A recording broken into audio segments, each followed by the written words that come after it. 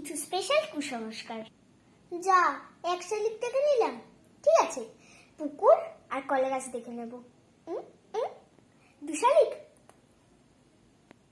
কাল আমার জন্মদিন, আমি তো কাল নতুন জামা পরবই।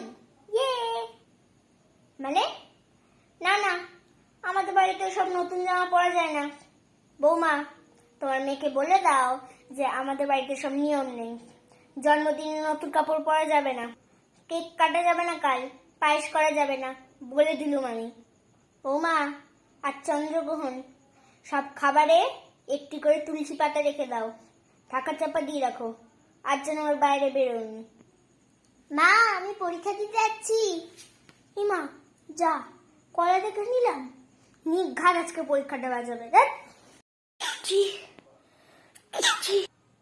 এই দেখেছো দেখেছো দেখেছো, একবার কলা দেখলি বেরোনোর পথে, একবার হাঁচি ফেললি।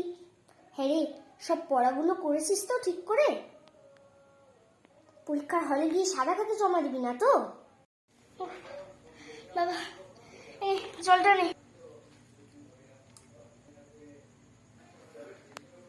মা, যাচ্ছি। উফ, যাচ্ছি আবার কি কথা, আসছি বল। উফ, কি যে বলো না তোমরা, যাচ্ছি বলে কি অসুবিধা ছিল? কিছু নিয়ম আছে, তোরা বুঝবি না।